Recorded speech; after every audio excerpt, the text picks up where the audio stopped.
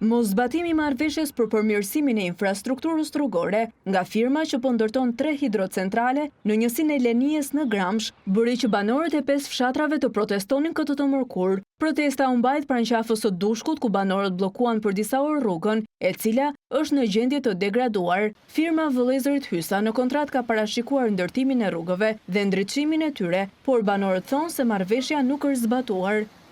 Ne kemi dalë protestë na bëj rrugën firma, sepse do e shfrytëzoj për 33 vite ka koncesion, të pak na bëj rrugë komunitetit që të kemi rrugë.